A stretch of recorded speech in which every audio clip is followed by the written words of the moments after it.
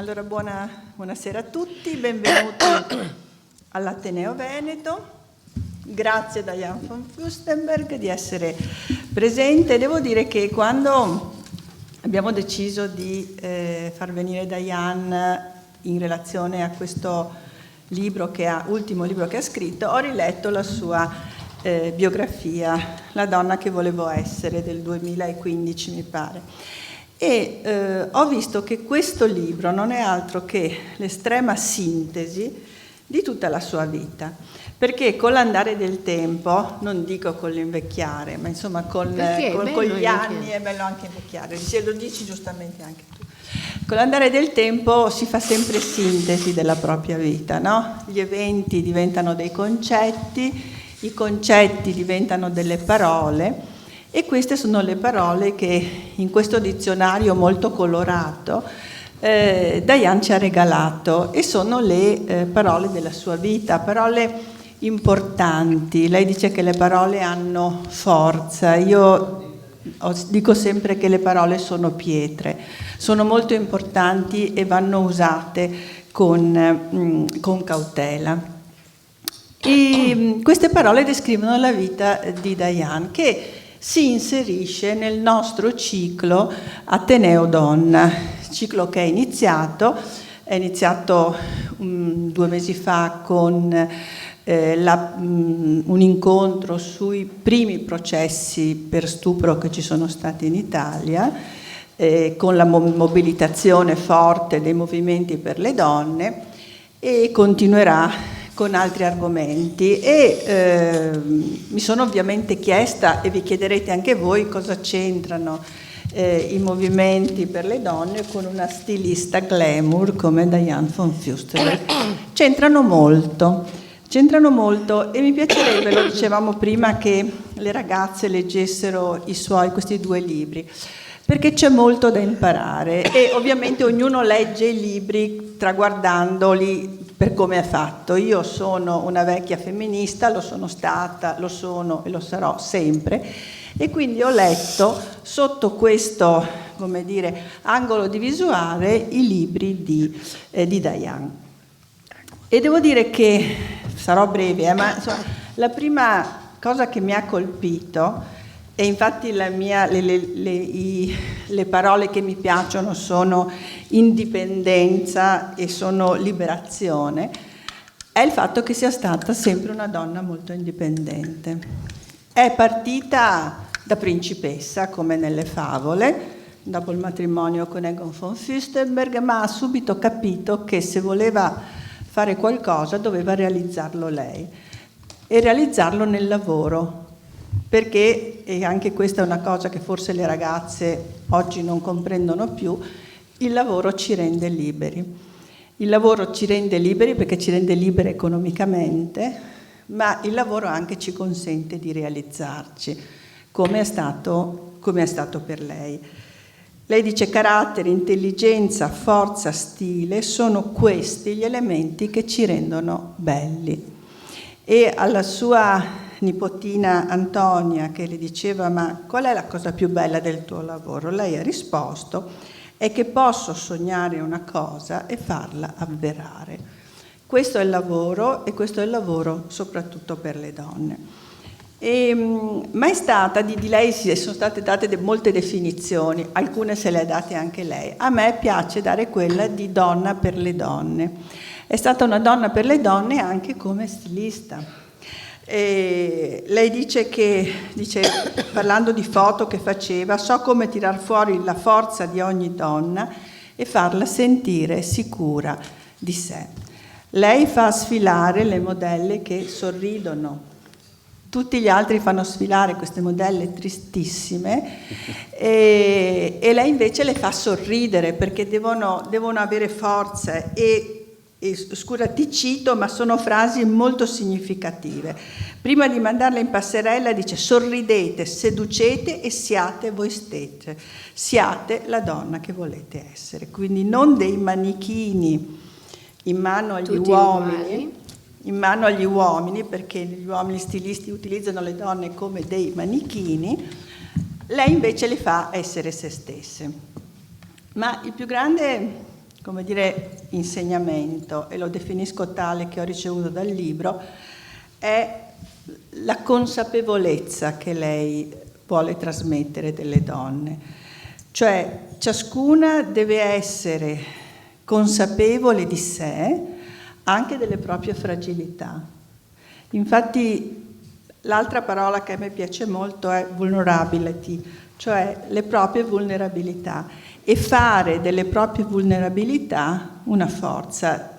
Parlo di un episodio che mi è rimasto molto simpatico, quello dei capelli.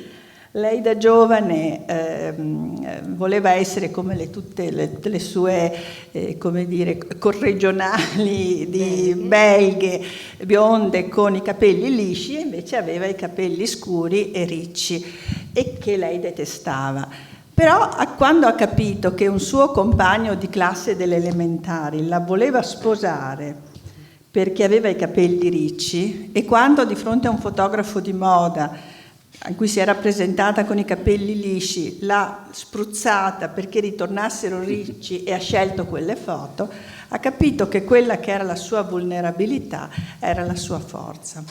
E penso che se ognuna di noi ragionasse, ognuno di noi, ma insomma io adesso mi rivolgo alle donne, ragionasse così, forse avremo meno incertezze e riusciremo ad andare più avanti. Le nostre imperfezioni diventano le nostre risorse, dice Diane. La bellezza è perfetta nelle sue imperfezioni. Prima lei diceva, si può dire che invecchio, sì, perché lei dice che la cosa più bella è l'età, e la cosa più bella dell'invecchiare è il fatto di aver avuto un passato. Infatti, com'è che dicevi prima? Non bisogna chiedere quanti anni hai. Invece chiedere quanti anni hai vissuto. Quanti anni hai vissuto? Ma anche un bambino, no? Dici, quanti anni hai vissuto? 5. 5.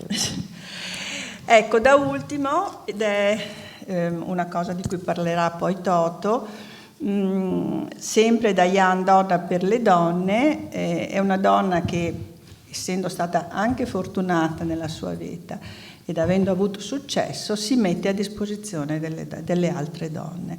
Ecco, questa è una cosa che mi colpisce molto e in cui mi sento molto vicina. Cioè, chi ha raggiunto in diversi settori della vita, della professione, dei risultati, ha delle competenze, ha delle possibilità economiche, ha delle possibilità intellettuali, deve metterle a disposizione delle donne che i diritti non li hanno mai avuti voglio dire, abbiamo esempi nel mondo adesso, li hanno perduti, li avevano e non ce li hanno più. Noi abbiamo il dovere di continuare la nostra lotta per la parità, ma anche e soprattutto di aiutare quelle che sono ancora molto più indietro di noi. Finisco questo sermone iniziale con una richiesta, cioè la mia parola, perché c'è una donna che aleggia in tutto questo, una donna dalla quale Diane ha preso molto e ha imparato molto, quindi la mia parola è mother. Mother. Allora, ma avevo una mamma molto forte, quando hai una mamma molto forte, ma la cosa che ho capito è molto importante da dove sono nata, no? 18 mesi prima che io nascessi, mia mamma era un skeleton di 28 kg. Aveva passato 13 mesi nei campi di concentramento e poteva appena muoversi, però è tornata. I suoi genitori non potevano pensare che era tornata, è tornata, la mamma gli ha dato da mangiare come un uccello ogni 5 minuti un pochettino, e dopo 6 mesi è diventata normale. È tornato il suo fidanzato dalla Svizzera, dove aveva passato la guerra, e si sono sposati. Il dottore ha detto: guarda, che vi sposate va benissimo, comunque non puoi avere un figlio per almeno 3 anni, perché non ce la farai, morirai e tuo figlio non sarà normale. E 9 mesi dopo sono nata e ero stranamente non normale. E, insomma, è un gioco. E allora la cosa che solo il mio nascere era già un trionfo, no? E mia madre mi ha insegnato 2 cose molto importanti. Prima, la paura non è un'opzione. No? Non mi permetteva mai di aver paura. Se avevo paura del buio, mi metteva in un, come si dice? In uno sgabuzzino ti ha messo. In uno sgabuzzino nero. Adesso potrebbe andare in galera per quello. E invece mi ha imparato di non aver paura del buio. E l'altra cosa è di non essere mai una vittima. Comunque qualsiasi cosa ti succede non devi mai essere una vittima, perché questa è la tua libertà. E per cui questo è stato il mio modo di crescere. Per cui mia madre poi mi diceva: Dio mi ha salvato perché ti desse la vita. Dandomi la vita io ti ho dato la tua... No, dando la tua vita, a te la vita, tu mi hai ridato la mia. Sei il mio... No, torcia di libertà. E per cui sono nata con una torcia di libertà in mano che per una bambina a volte può essere un po' pesante, però è stato utile. Grazie.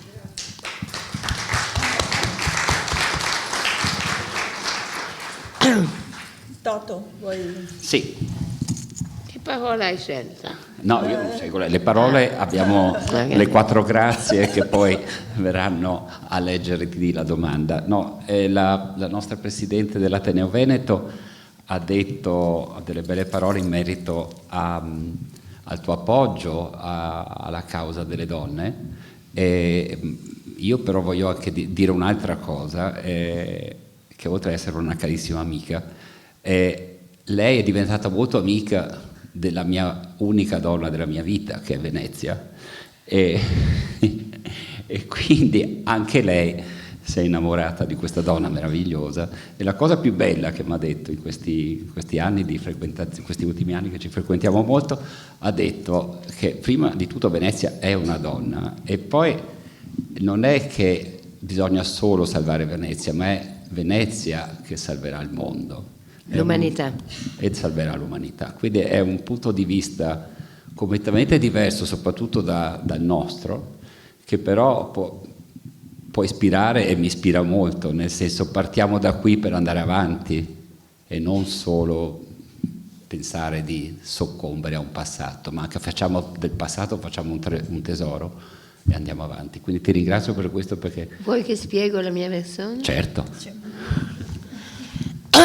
Dunque, io ho sempre amato Venezia.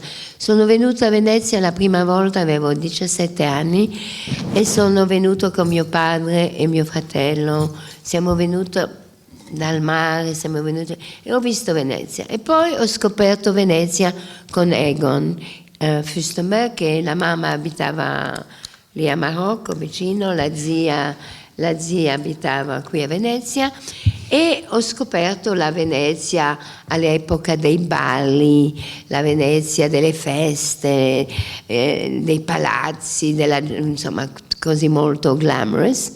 E poi per una ragione o un'altra, ogni anno per una ragione o un'altra, ho sempre visitato Venezia. Sono venuta a Venezia con vari uomini, insomma, in una vita hai tante cose, e è sempre stato speciale.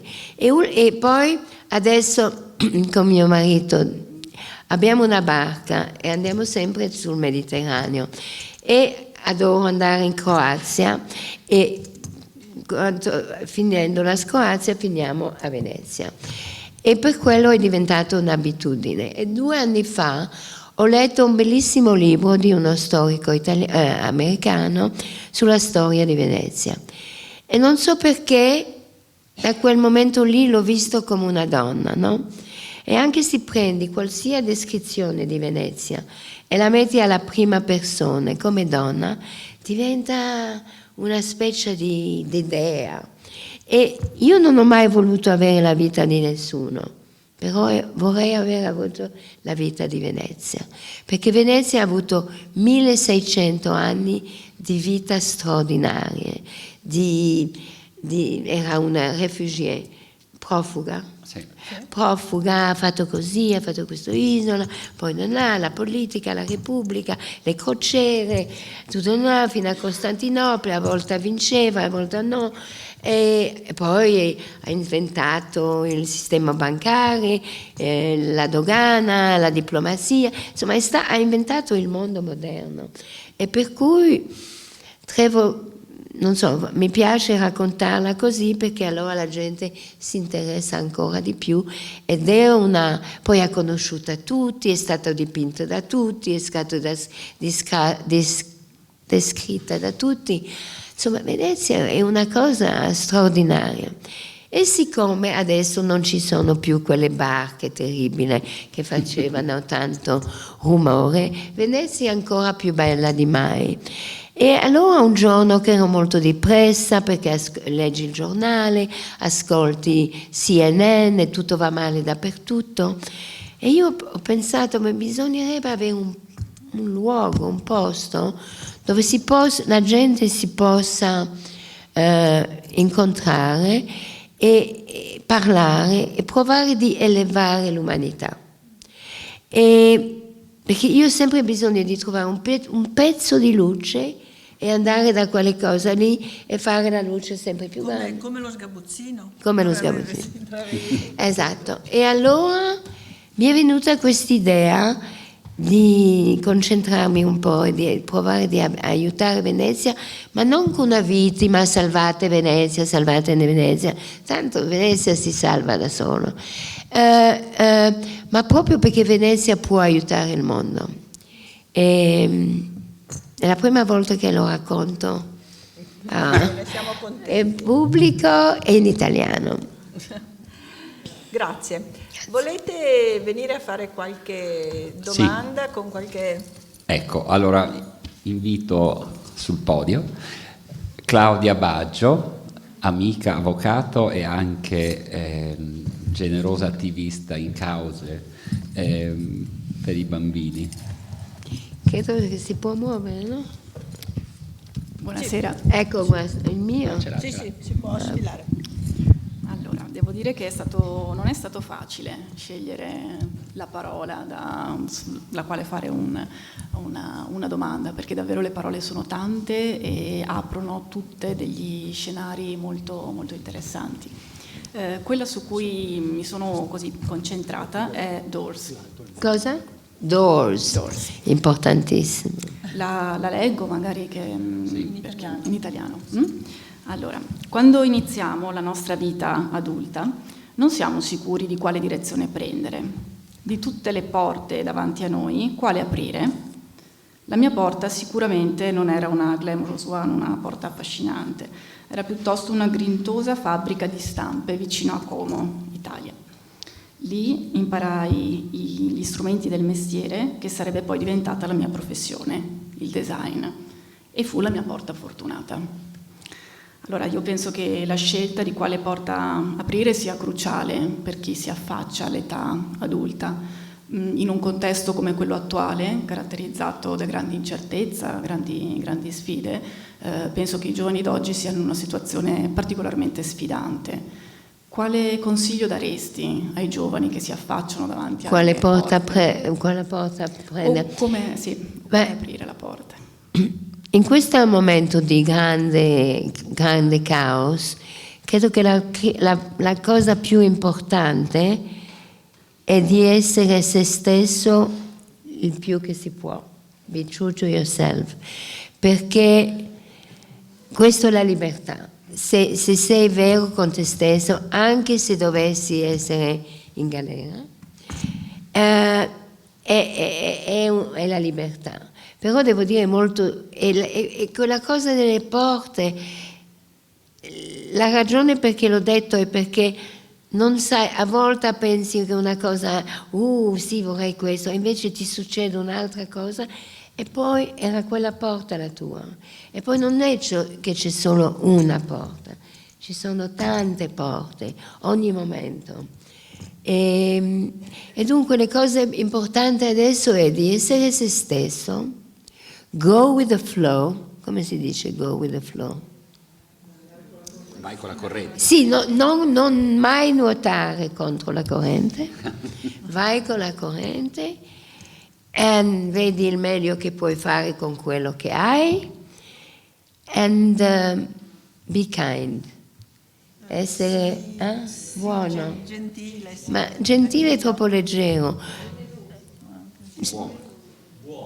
buono, bravo, un uomo, buono, ecco, essere buono. Perché stranamente la generosità io credo che veramente in questa epoca ci saranno due tipi di persone, quelli che fanno cose con il cuore e questo che non lo fanno, e credo che il ruolo di quello che lo fanno col cuore è di sedurre o convincere gli altri di fare lo stesso, invece di conflittuare sempre.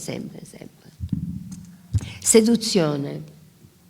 Io dico sempre, parlo sempre alle donne, dico sempre due cose importanti: soluzione e seduzione. Perché le donne credo che sono molto capaci a trovare le soluzioni, perché sono pratiche. E seduzione non nel senso di fare vedere le gambe, anche se vuoi li puoi fare vedere, ma è di sedurre, che le soluzioni vengano prese e che non, insomma, che di convincerle che le soluzioni sono giuste. La seduzione è quella giusta per fare quella cosa. Bravo, grazie. Ancora un uomo, vabbè. Vedi, sono più saggi. E se posso aggiungere, prima che tu passi all'altra parola, quello che si prende sia dalla biografia di Diane sia da questo piccolo dizionario è concentrato in un proverbio anche veneziano, se serra una porta se verse un portone, era quello che ti diceva la tua mamma, no? Si chiude una porta e si apre un portone. Bello. Sì, è anche un proverbio veneziano. Ecco, la capacità che ha avuto Diane di aprire le porte e quando quelle porte si chiudevano di non demoralizzarsi. Certo ha passato anche dei momenti brutti, quando ha dovuto chiudere le sue aziende, quando ha avuto dei problemi di salute, però è come se anche da questi elementi negativi venisse un'altra forza, una forza ulteriore per fare altro. No, perché poi non è, sai, sul momento, anche nel momento di grande successo, non è che sei lì, perché magari gli altri pensano che è un grande successo, invece tu sei incasinata in un sacco di cose. E anche quando pensi che tu sei molto giù, già non lo sei più. È una cosa continua. È vero che mia madre mi ha detto, ho un esempio tragico, ma lo racconto o no? Beh sì, perché è utile. Allora, dunque, mia madre è stata arrestata perché faceva resistenza, però era anche ebrea, è andata a Auschwitz. La cosa peggio sempre è stato questi treni di 5 giorni che erano treni chiusi di... Cari bestiame. Ecco, esatto.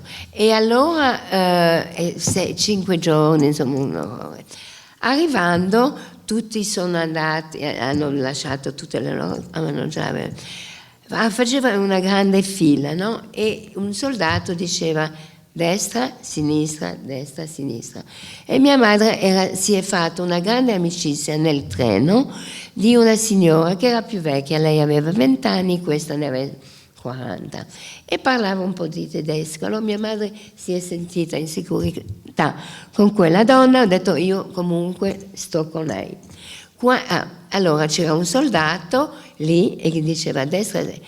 Sopra, come eravamo noi, c'era uno così, di alto livello, che guardava solo e non si metteva, non era coinvolto.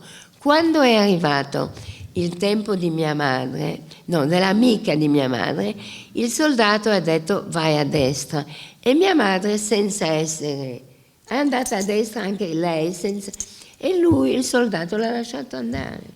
Invece quello lì, dietro, vestito tutto di bianco, il vestito tutto di bianco così, lui è uscito, è andato giù, ha preso mia madre, l'ha buttata dall'altra parte e mia madre l'ha guardato, ha detto ma perché? E ha odiato questo uomo.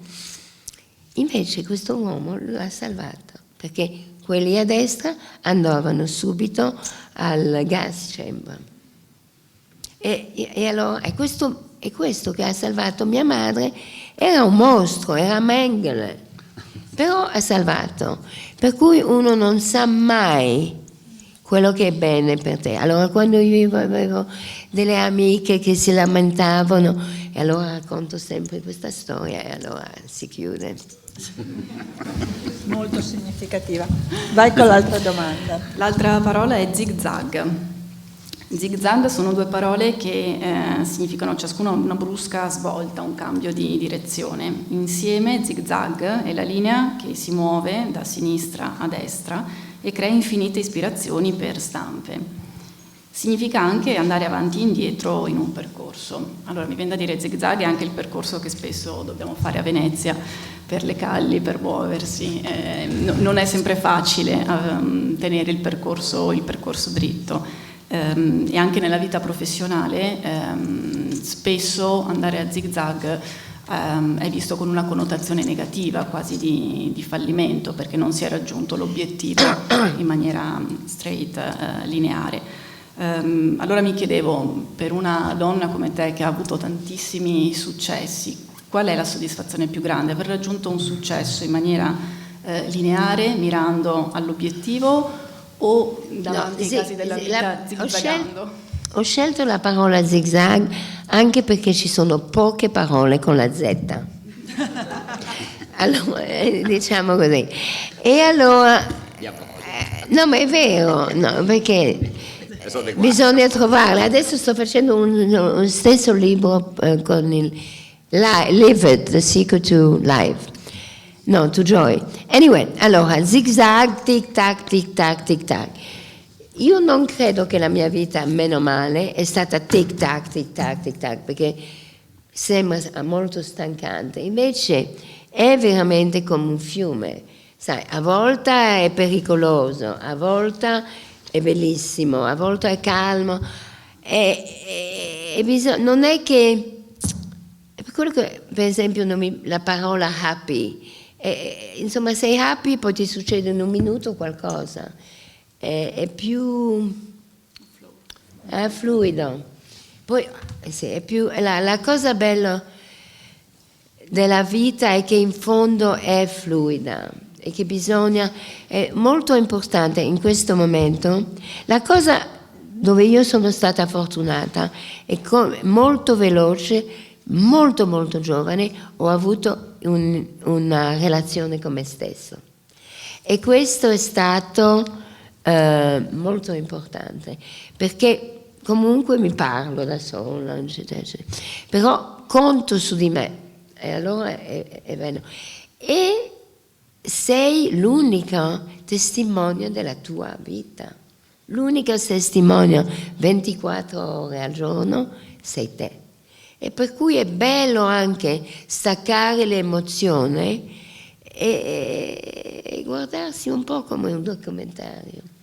Pochi mesi fa avevo un'amica mia che doveva fare delle cose medicali, test medicali molto difficili e molto dolorosi, no?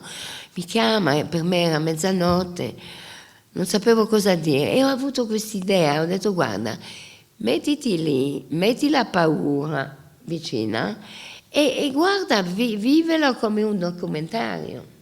E il giorno dopo mi ha chiamato, mi ha detto guarda, è stato utilissimo. Allora adesso lo dico sempre. Ma è un po' così, è importante quando è difficile di staccare l'emozione, di staccare la paura e di guardare le cose in un modo più staccato. Perché è bello potersi staccare di se stesso. Ridimensionare anche. Grazie. La bellezza di essere vecchia è che ti puoi permettere di dare consigli. E io credo che l'ho sempre fatto, ma adesso me ne devo vergognare di meno. Grazie per questi consigli. Grazie Claudia. Posso, prima che tu passi la parola ancora a Toto, parlando di cose non belle, tra le tante belle che ti sono accadute, io volevo che tu ci illustrassi Why Me. Probabilmente mi dirai che con la V doppia ce n'erano poche. Cos'era Why Me? Non mi ricordo. Why Me? Perché io, ti ricordi quando è con Terry Paziente all'ospedale? Ah, il cancro.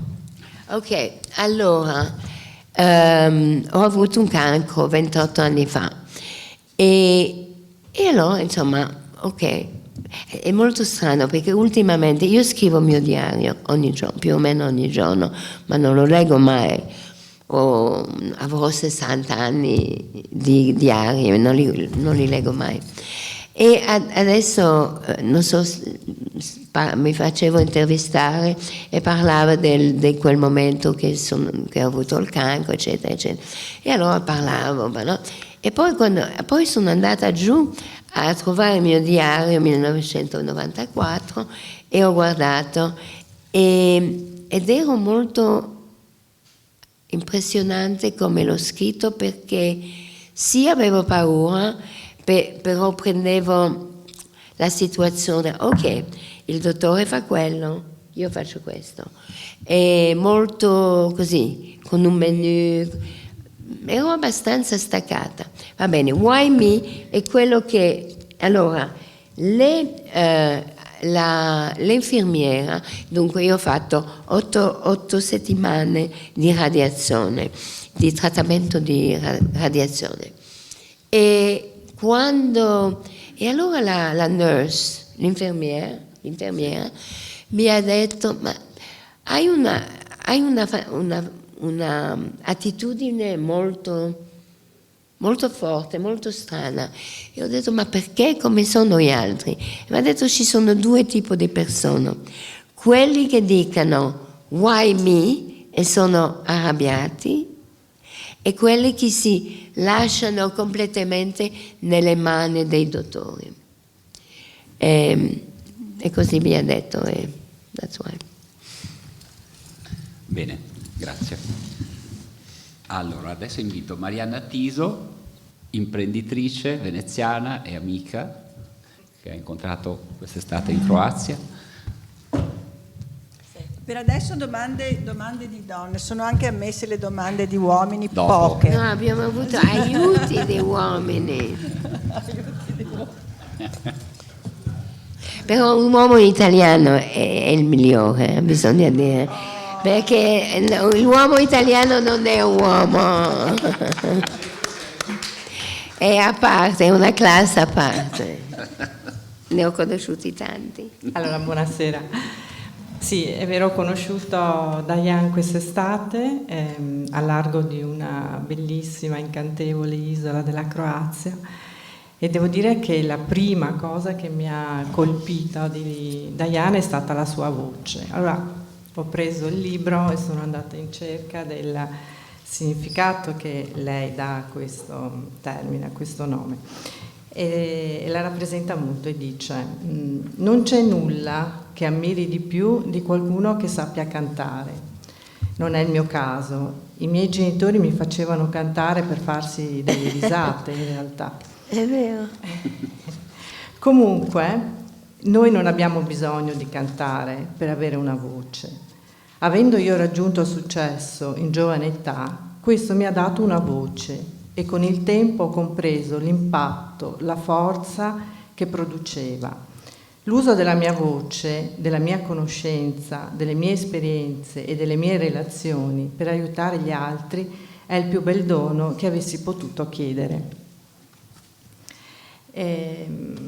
Noi sappiamo che, e lo abbiamo visto qui a Venezia lo scorso ottobre, un bellissimo, importantissimo premio che tu dai annualmente a delle donne straordinarie in giro per il mondo. Questo premio che riconosci, in che modo tu poi vedi l'evoluzione delle donne, come lo vedi il futuro di queste donne impegnate nei vari ambiti e quale significato esse poi manifestano, no, nella società, portandosi con sé questo prestigioso riconoscimento? Beh, purtroppo il destino della condizione della donna è proprio una questione che fa molto zigzag, perché a volte va bene e poi tac, siamo tornati indietro. Quello che sta succedendo in Afghanistan è pazzesco, perché una che è nata 20 anni fa, che ha vissuto così, ha fatto tutta la scuola, l'università, e di un colpo non può fare niente. È una cosa inconcettibile, è una cosa che si viene ammazzata in Iran perché si vedeva, non so, il piede, non so cosa. Questo è insopportabile, è barbarico e uno non può neanche pensare che succede. Però, per esempio, non so, a me il fatto che Lucinda della Nuova Zelanda non si ripresenterà più, per me ha deciso, è una donna fantastica, così cool, così fantastica. E allora, dunque, la donna è un animale forte, perché non ho mai conosciuto una donna che non è forte. Tutte le donne sono forti, però a volte la società, un marito, un padre, un fratello, oppure loro stesso decidono di nascondersi. Però quando poi arriva il pericolo, è la donna che prende le cose in mano, prende i figli, i gioielli, papà, più del tutto, e le donne. E allora è importante che siamo equality, che c'è l'equality, è insopportabile che non lo sia. Però lavorando per avere l'equality, bisogna anche, è per quello che vi parlo di seduzione, bisogna forzare per avere gli stessi diritti, senza dubbio. Però bisogna anche provare di non farlo con troppa aggressività, perché abbiamo bisogno dell'aiuto di tutti per avere questa equalità. Parlo bene italiano. Benissimo. È la prima volta. Veramente bene, meglio il mio inglese sicuro, ma mi hai anche rubato la domanda successiva che volevo farti, partendo proprio da una notizia, sì, la notizia di oggi che ha impressionato un po' anche a me, cioè le dimissioni della premier neozelandese, giovanissima, bella, una donna anche molto in charge, no? Molto in charge. Con le sue idee, con le sue convinzioni, col suo impegno politico e sociale. Ebbene, la motivazione delle sue dimissioni è stata: sono esausta, non ce la faccio più, anch'io sono un essere umano. Ma queste 3 frasi mi hanno, come donna, che io insomma nel mio piccolo comunque impegnata, famiglia, lavoro e tutto quello che facciamo noi tutte, tutti i giorni. Non chiediamo, allora la mia domanda è spontanea proprio, alle volte non chiediamo un po' troppo a noi stesse. Dunque, quando ho saputo questa cosa di Lucinda, gli ho scritto un messaggio e adesso lo trovo. Send. Ok, parliamo. No, ma è bello perché non lo trovo, però gli ho scritto che oggi era il primo giorno della sua vita. Oggi è il primo giorno della tua vita e sono sicura che rimarrai influential, no? Per cui però è triste, mi ha fatto pena che ha scritto così, però sono sicura che troverà un modo di essere utile come lei vuole, perché a volte forse la politica non è forse il modo, non lo so. Ma comunque è la domanda? Sì. Era questa, grazie, hai risposto nel tuo modo. Se posso una intrusione velocissima nel gossip, ma se puoi. Siamo in Italia. Apriamo una parentesi grande sul La mia proprio siamo in Italia. Con la incursione. No, perché non pensi solo di parlare di cose importanti? No, siamo in Italia, per così una pettegolezza ci vuole. Tu sei appunto una donna che conosce il jet set, le celebrities più famose del mondo. Secondo te, se puoi dirlo, se puoi farne il nome, c'è una celebrities che è sopravvalutata? Ho sopravvalutato tante, ma anche tante sottovalutate. Ma dipende validata da chi? Cioè tutto, esatto, dal mondo anche dei social e... Sì, ma questo può essere anche molto effemero, bisogna vedere nel contesto.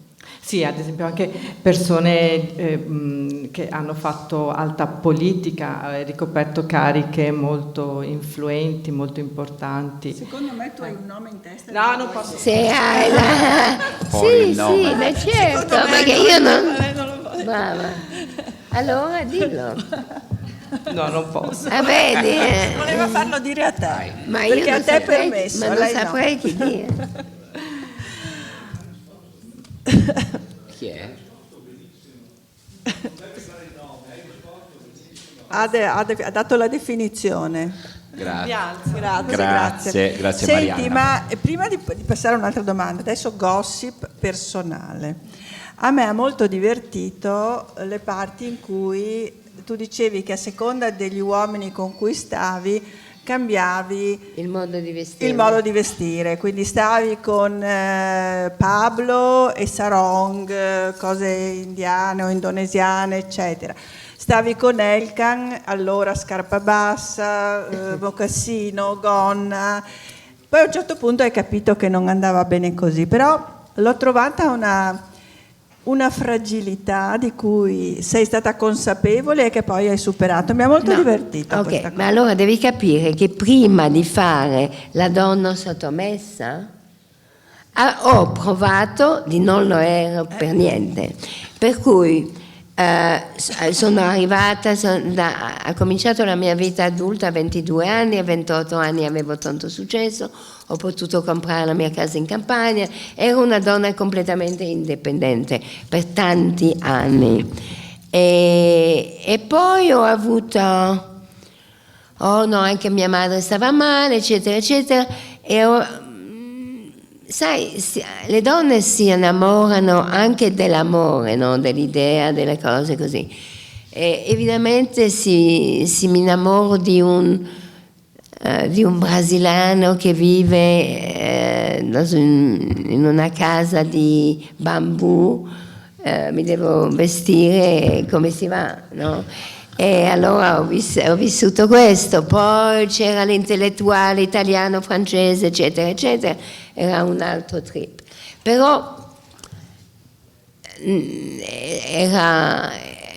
era molto vestimentario, non era molto profondo. Sì, e tornando ai discorsi per le ragazze, giustamente nel libro lei dice: io ho potuto permettermi di prendermi queste parentesi, Esatto. anche perché avevo già fatto la mia vita indipendente, avevo già guadagnato e potevo quindi permettermi anche queste parentesi un po' particolari, diciamo. E quindi torniamo al discorso dell'indipendenza e al discorso del lavoro.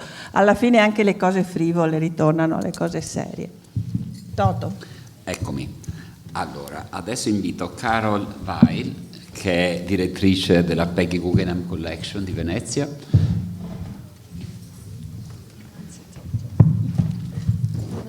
Buonasera.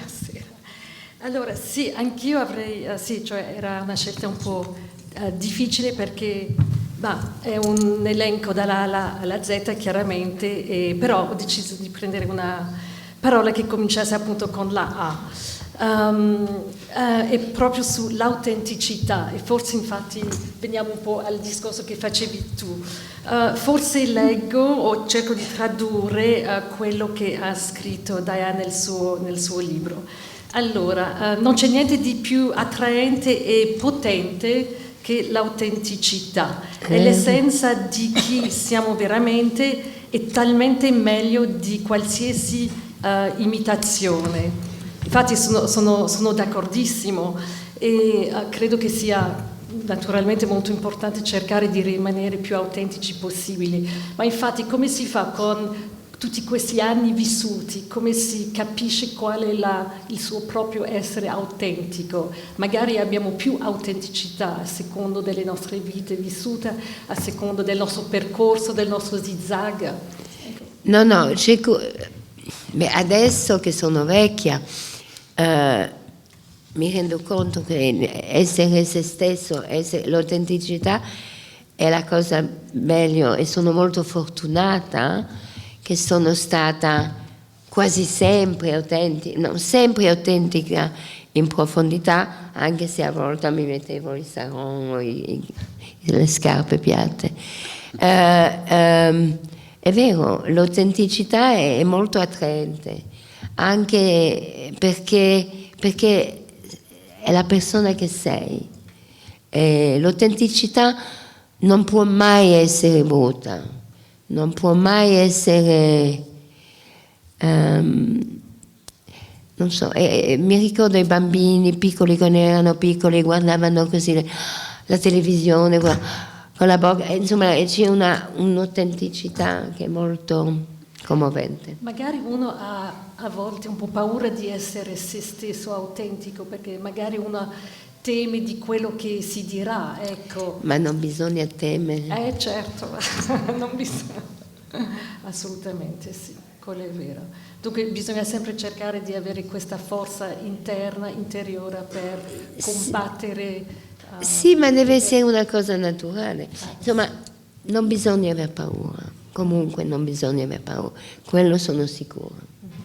Perché non aiuta e la paura dà un sacco di cose negative. Non bisogna aver paura, ma non è facile. Però, per esempio, io sono così felice, mia madre non mi ha mai detto di stare attenti. Mi diceva è la mia responsabilità. E quando anche avevo una volta 35 anni, di repente mi è venuta la paura dell'aereo, e gliel'ho detto, mi ha detto, paura, ma cosa vuol dire paura? E così, e la paura non aiuta, ecco. E dunque tu pensi che si possa essere autentico già da piccolo, che si... Ma bisogna provare, cioè bisogna incoraggiare a un bambino la sua propria autenticità, però per esigerlo o insegnarlo a tuo figlio lo devi essere te. Certo. È una grande chiave. La cosa che mi piace di questo libro, che è successo un po' accidente, e l'ho scritto durante Covid, è che è la serietà di qualsiasi parola.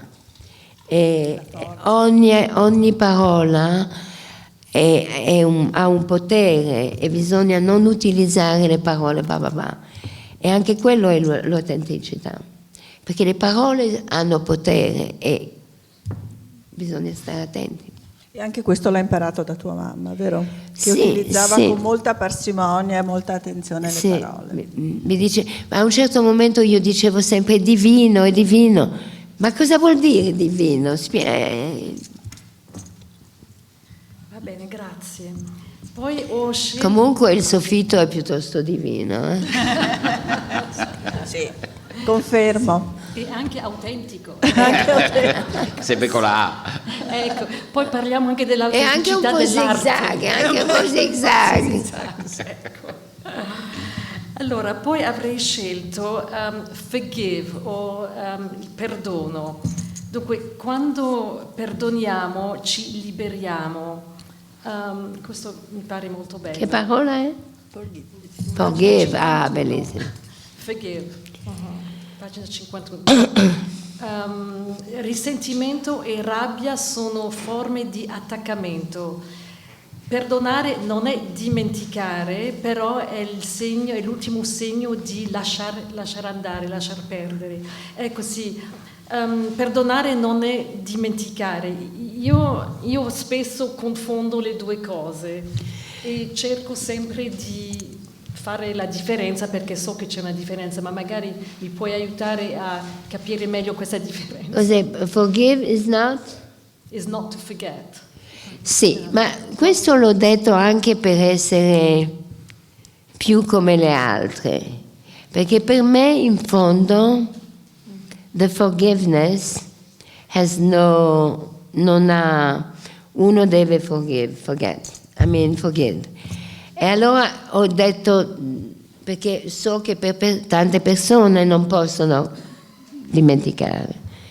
E allora l'ho messo un po' così, compromesso, perché se dovessi veramente dire quello che volevo è che perdonare libera e allora anche quando te ne ricordi, te lo ricordi in un modo diverso. Ecco. E che ti può anche aiutare perché sennò magari continui a soffrire o continui Sì, a avere risentimento. sì, e di nuovo si torna a mia mamma, mai essere vittima. Cioè, mia madre era un prigioniere nel peggio, no? Nel peggio, proprio un animale. Eppure è rimasta, non so, ovviamente c'è la fortuna, eccetera, però è tornata. Ed è tornata e ha avuto 2 figli che noi abbiamo dati, altri, non so, 10 altri, Ha fatto una dinastia dietro di lei, questa di una persona. Infatti è abbastanza straordinario quando uno ha vissuto dei momenti terribili come la tua mamma che possa perdonare o anche dimenticare e andare oltre. Ecco, non è sempre facile. No, e poi mia madre così in pubblico, eccetera, forte, simpatica, buffa, però da sola aveva dei demons. Però mi ha fatto forte. Quello anche gli piace, era quasi sadica quando ero piccola, adorava farmi piangere o raccontarmi che mi aveva trovato dans les ordures. Della Immondezia. E ha messo 2 giorni a lavarmi perché ero così sporca, una cosa terribile. Però la ringrazio di tutto perché mi ha fatto forte e mi ha fatto Corazzata. sì. Corazzata. Bene, grazie. Corazzata mi piace, vuol dire con una corazza. Sì, come la tartaruga. Come la Fiat. Grazie, Carol. Grazie. Sì, e per capire questa mamma, scusa se mi permetto di ricordare, lo trovo un gesto bellissimo. Questa mamma che ha vissuto questo periodo bruttissimo ha ricevuto un risarcimento e con il risarcimento si è comprata una pelliccia. Una pelliccia, lo trovo un gesto di vita.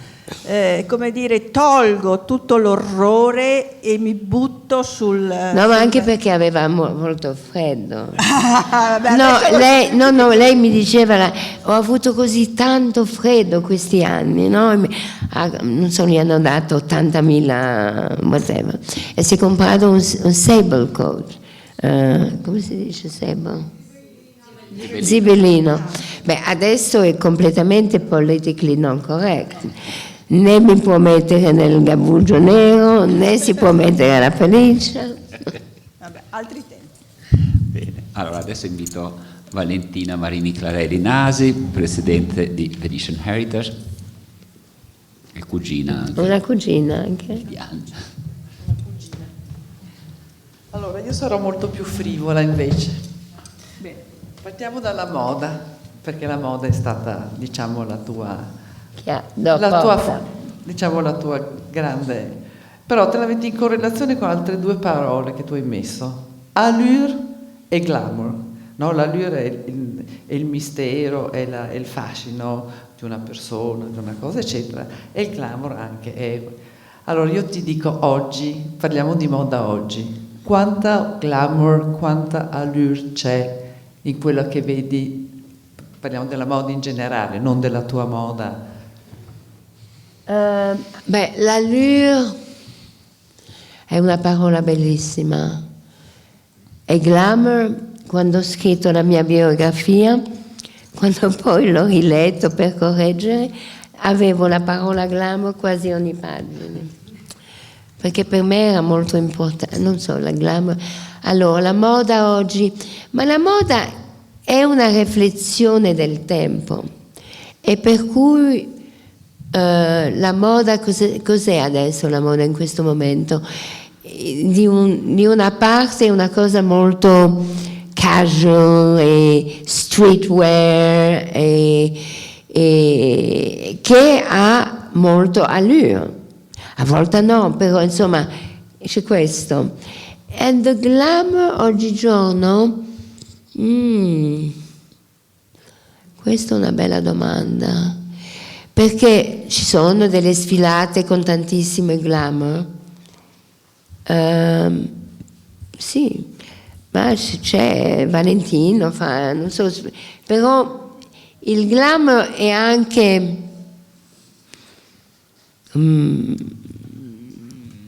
Cosa vuoi sapere? No, volevo sapere se secondo te la moda oggi ha ancora questo potere di glamour, di allure, di fascino, cioè in teoria la moda dovrebbe anche far sognare, è lo spirito dei tempi, però è anche qualcosa che dovrebbe far sognare, no? L'idea ma la moda, dici, la moda, comprarmi quel vestito lì perché sì, con quel vestito lì, no? E beh, allora la moda è anche un rifletto di quello che sta succedendo, no? Quelli che i stilisti si ispirano molto della strada, no? È la strada. Per cui è la moda, poi non è solo quello che ti metti, ma quello che mangi, dove abiti, la decorazione, eccetera. E allora la moda è questo. Mi sono dimenticato quello che volevo dire. Questo è l'età. Ho 76 anni. E poi una cosa che mi ha incuriosito, perché tu parli di rituali e di cerimonie, e metti il letto, il bagno e la tavola. Allora volevo sapere da te questi rituali del tuo letto, del tuo bagno e la tua camera, cioè proprio il momento tuo intimo, personale, dove, no, ti godi un piacere speciale da sola. Il primo rituale, il più importante, è il letto. Tutto succede nel letto.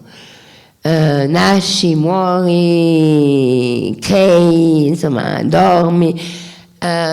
Il letto è una enorme parte della nostra vita. Anche mia madre che ha dormito su un coso di legno con le i topi. Quando andava nel letto benedivo quello che ha inventato il letto, le lenzuola, eccetera. Sul letto molto importante, il bagno anche. Il bagno è una cerimonia, entri a pulire, è un momento con te stesso. Il bagno è molto importante. E il tavolo è il sociale, no? Dove ti innamori, i bambini. Il tavolo sono 3 rituali molto importanti ed è molto bello anche pensarci, come la cosa con le parole è per esempio ho un nipotino di 10 anni, tanti bambini piccoli. Questo libro ha avuto molto successo con i molto giovani, ma tanti bambini piccoli adorano perché è molto semplice, insomma è molto corto, però siccome aiuta molto. Ma infatti quello che mi divertiva sapere, per esempio, il tuo letto ti piace? Tanti cuscini, pochi cuscini, le lenzuola colorate, le lenzuola bianche, il piumone. Ok, allora il mio letto mi piace pulito, così. Lenzuola di lino, di seta, di cotone? No, non di seta. Non di seta. Cosa? Il lenzuolo? Lino, cotone? Lino, cotone, lino. Il materasso, il cuscino morbido, ma non troppo. Colorate, bianche? Non bianche, stranamente, anche se sono una donna di colori. E il bagno, vasca o doccia? Ah, tutti e 2. La vasca sono europea, per cui mi piace il bagno. E la dolce è quando mi devo lavare i capelli. E la tavola? Ti piace semplice, candele, imbandita? La tavola mi piace prima con il cibo buono. E va bene. Parte italiana. Cibo buono è il più importante ovviamente. Sul tavolo io metto dei tessuti africani e poi belle cose, ovviamente, belli bicchieri veneziani, eccetera, eccetera. Ma non importa, lo puoi fare, però quello che mi piace del tavolo è l'intimità. Il bagno non è l'intimità, il bagno è intimità con te stesso, il letto è anche intimità, ma non sempre con te stesso ovviamente. Però ma io ho molta gratitudine quando vado a letto. Grazie. Grazie a te. Devo consigliarti un'unica parola che manca in questo libro. Cosa? Che fa parte di te. Humor.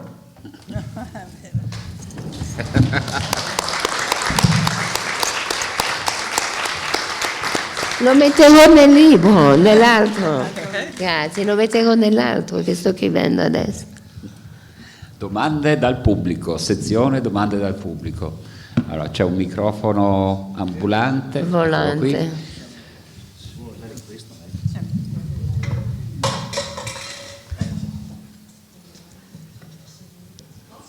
Sì, ecco.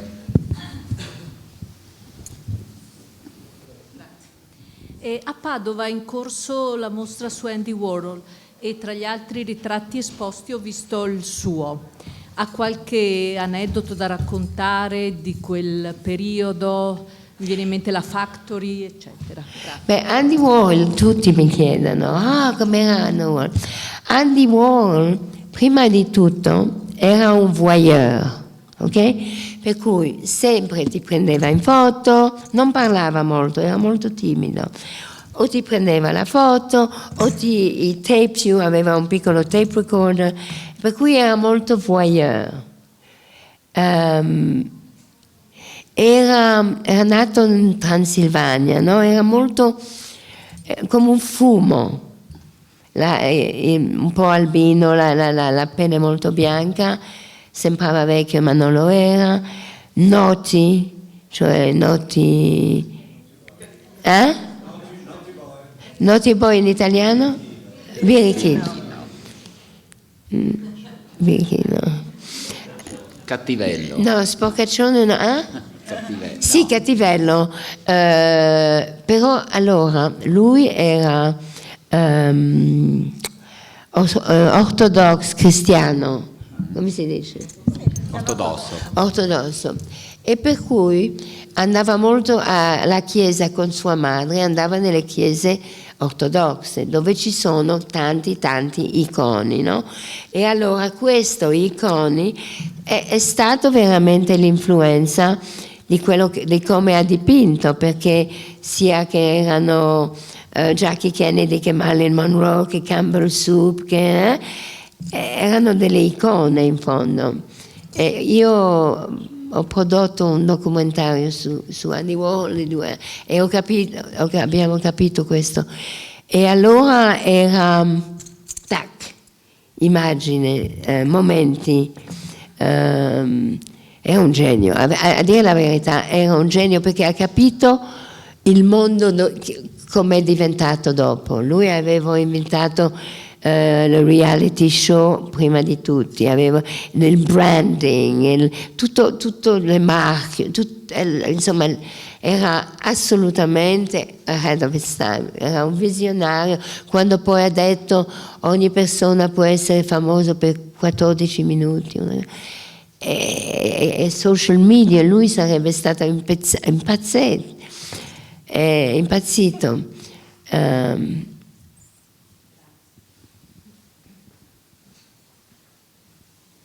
Era provocative anche, amava provocare. Vorrei ricollegarmi a questa domanda per chiederti, tu dicevi che a 22 anni eri già adulta, a 24 avevi figli, 30 eri già arrivata col lavoro e a un certo punto conducevi una vita da uomo vestita da donna. Credo che la New York degli anni 70 fosse, come dire, molto, molto interessante, lo Studio 54 e altro. Vuoi raccontarci di quel mondo che in effetti ormai è diventato vintage? Ormai è un mondo passato, ma credo di grandi fermenti. Ma ci sono tante ragazze giovani che hanno una vita da uomo in un corpo di donna.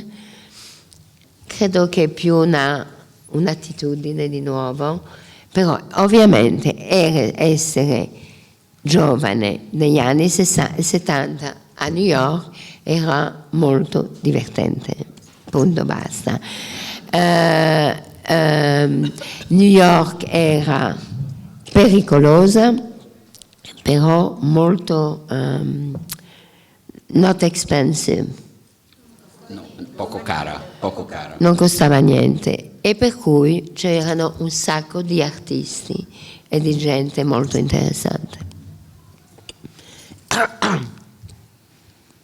Altre domande? Microfono lì. Un attimo. A destra. Ecco. Grazie. In tutta questa sua vita così straordinaria non ha parlato dei suoi studi, l'importanza dei suoi studi da giovane e l'importanza anche della sua bellezza, restaurare rapporti con gli altri.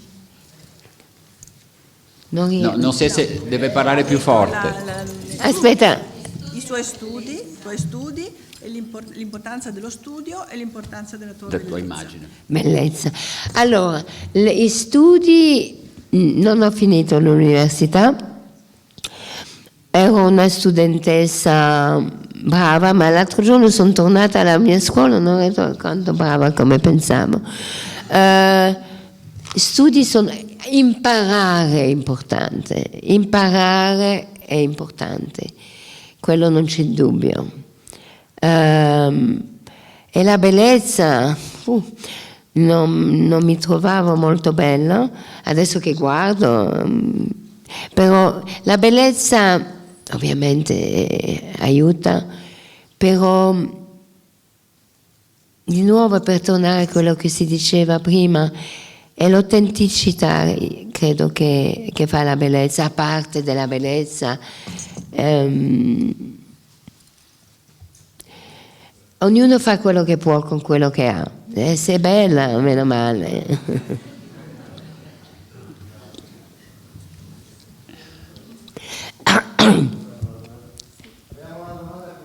Microfono in fondo. Nella sua vita così impegnativa, impegnata, piena, una vita molto piena, tantissime cose, progetti, realizzarli, portarli a termine, ha mai sentito la stanchezza? Cioè, mai sentito la stanchezza in tutta la tua vita piena? No, ve lo dico io. Già questa incertezza ci inquieta, Infatti non risponde. No, a volte sono stanca, certo, sono stanca e dormo, no, certo, però mi stupisce molto, ma anche ieri, quando mi sveglio penso, allora tutto mi sembra così difficile, poi metto i piedi per terra e di un colpo mi viene l'energia. Sono molto fortunata di avere energia. Però per mantenere l'energia è anche molto importante è molto importante la solitudine e il silenzio, perché il rumore, troppa gente, il small talk è il peggio di tutto. Come si dice small talk? Chiacchiericcio, insomma, parlare per non parlare, quello è terribile, toglie l'energia, è ridicolo. E per cui l'energia bisogna anche rispettarla, no? Per quello la meditazione o il silenzio o la solitudine, che sono cose importanti è come un corridoio, no? Bisogna avere, per quello che è bella Venezia, non ci sono le macchine, non vi rendete conto, il fatto che non ci sono le macchine e che c'è il mare è una cosa molto, molto, molto bella. Infatti Venezia con queste grosse barche o senza è la notte e il giorno proprio. E questo è il sole. Un attimo, Diva. Stefano Bonaldo. Grazie. Allora, con riferimento all'ultima cosa che hai detto rispetto alla stanchezza, una cosa che mi viene in mente, quest'estate abbiamo avuto occasione di parlare un paio di volte e mi ha molto colpito l'aneddoto sul fatto che tu nuoti molto e che trovi sempre il tempo, o meglio, non rinunci mai al tempo di fare le cose che ritieni importante per te e che poi si ricollega anche al tema della solitudine del pensiero. E mi raccontavi che passi 2 ore a nuotare anche ogni giorno, quando hai occasione, chiaramente. E allora, la mia domanda vuole andare nella direzione di qual è il senso e il valore della determinazione nel vivere una vita come quella che ci hai raccontato oggi e con tutte le occasioni che questa ha creato e che tu hai creato per lei. Perché, voglio dire, fare tutto una cosa che è così stancante come il nuotare 2 ore al giorno. No, non è stancante. Ecco, appunto, volevo arrivare a questo e torniamo al non è stancante. Sì, ma non è la determinazione di nuotare. No. Per me nuotare è una meditazione. Nuoto così come una vecchia signora. Per me quello più importante di tutto, di cui non abbiamo parlato, è la natura. Perché per me la natura è quello che mi dà più energia. Allora, per esempio, quando nuoto lontano, no, con nessuno, c'è il mare e il cielo E io e nuoto e medito e penso ai miei figli, ogni nipotino, faccio tutta una cerimonia di andare in giro, ho delle parole, di nuovo sutra, e allora ogni 5 minuti. Insomma, ho una specie di rituale che dura più o meno 1 ora e mezza, e allora poi decido se rientro o si continua. Però non mi stanca per niente, perché sono molto in armonia, anche per esempio, non so dove ero ultimamente, c'era tanto mare, e Barry mi diceva: ma come puoi non... Ma basta che vai con le onde, capisci? Se sei in armonia, la natura è la cosa... Infatti a Covid, se avevi un giardino eri fortunato, insomma. Se sei qui a Venezia sei con la natura, insomma, sei anche schiava della natura, però la natura è più importante di tutto, veramente. E siamo, soprattutto noi le donne, molto lunare, eccetera, eccetera. Grazie. Un'altra domanda, Cristina Scarpa. L'ultima, facciamo. No, all'uomo anche. L'uomo. No, Cristina Scarpa, lì, terza fila. Ciao Diane. Mi ha molto colpito il fatto che tu hai detto che scrivi ogni giorno un diario. Che cosa selezioni della tua giornata? Un qualcosa che ti è successo, oppure, non so, un incontro? E quando lo scrivi? Ma dipende. Quando vivevo a Parigi con Alain Kahn e Alberto Moravia, scrivevo ogni momento perché ero così geloso di loro. Ma se no, più che scrivere quello che ti succede, è come un incontro con me stesso, no? Allora può essere, e a volte finisce come delle preghiere, no? Gratitudine, molta gratitudine, molto ringraziando Dio, oppure chiedendo la protezione per i miei figli, per esempio, oppure ma non è che mi siedo alle 5, no, succede quando succede, però il mio diario sta con me sempre. Grazie. Ne ho una stanza di diari. Grazie. Allora io concludo, poi passo la parola alla Presidentessa dell'Ateneo e concludo con la lettera A, però te la dedico a te, amicizia. Oh, avete qui Totò fa tanto, la cosa bellissima di Totò è che ama tanto Venezia, ama tanto il Veneto, ama tanto le belle cose, le belle chiese, e te la godi sempre. Grazie. Bene, con questo inno all'amore io non posso aggiungere altro. E grazie Diane, grazie Toto, grazie alle nostre intervistatrici e a voi che siete rimasti con noi. Grazie. Grazie.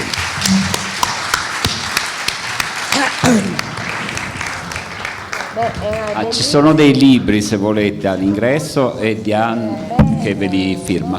E poi in italiano. Poi canto.